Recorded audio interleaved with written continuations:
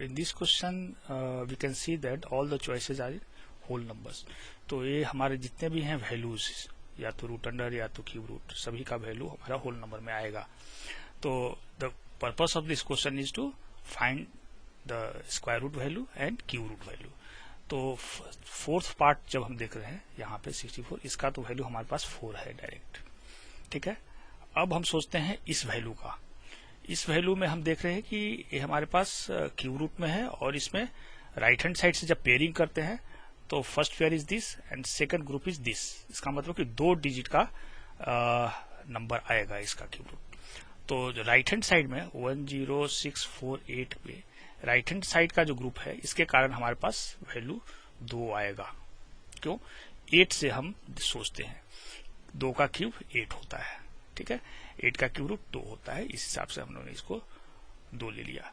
इस वैल्यू पे आते हैं, इसको दूसरे तरीके से भी हम लोग सोच सकते हैं कि ए, इसको हम लोग कॉम्प्लीमेंट ऑफ 10 में सोचते हैं. ये 10 से कितना कम है? 8. 2 कम है, इसलिए 2 हम डायरेक्ट भी सोच सकते हैं. अच्छा, यहाँ पे 10 का क्यूब रूट देखते हैं नियरेस्ट क्या होता है, जो इससे कम हो, ज्यादा नहीं हो. तो इससे कम में हमारे पास 2 है. ठीक है, इसका मतलब कि इसका वैल्यू हमारे पास 22 हुआ. Now come for the third part. इसमें हमारे पास है 10816. ग्रुपिंग अगर करते हैं तो हमारे पास 3 डिजिट का नंबर यहाँ पे होना चाहिए स्क्वायर रूट में. और अगर हम देखें ऐसे आइडिया लगाएं तो हमारे पास यूनिट डिजिट हमारे पास 6 के कारण डिसाइड होता है, और 3 डिजिट का है, और ये 100 के आसपास होना चाहिए इसका वैल्यू. क्योंकि 110 का जब देखते हैं तो वो आगे बढ़ जाता है, ज्यादा हो जाता है. तो 100 से 110 के बीच में हम सोचेंगे. ठीक है, तो 100 से 110 के बीच में 105 एक नंबर होता है, जिसको हम लोग इजिली कैलकुलेट कर लेते हैं इसका स्क्वायर. ये होता है हमारे पास 25, और 10 11 जा 110. इससे हमारा वैल्यू कम है.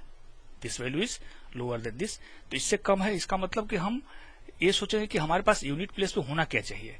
इसके कारण हम या तो 4 सोच सकते हैं यूनिट प्लेस पे, या तो 6 सोच सकते हैं.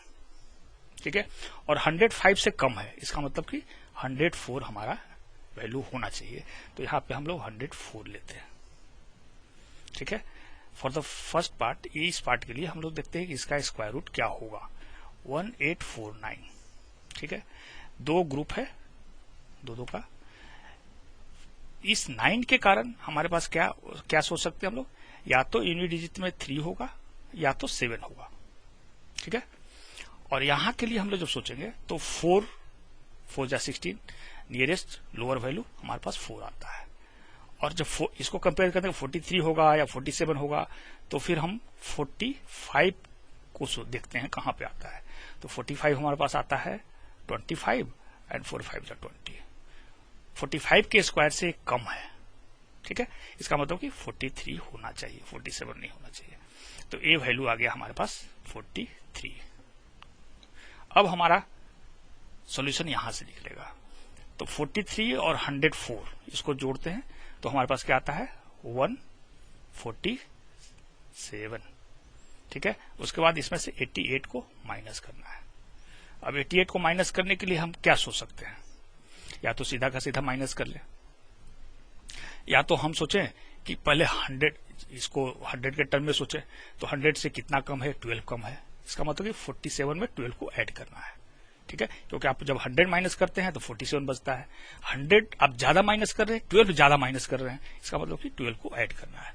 या तो आप सिंपली सीधा सब्सट्रैक्ट कर ले, या तो 100 को बेस लेकर भी सब्सट्रैक्ट कर सकते हैं. तो इसका वैल्यू हमारे पास 59 आया, और आंसर हमारा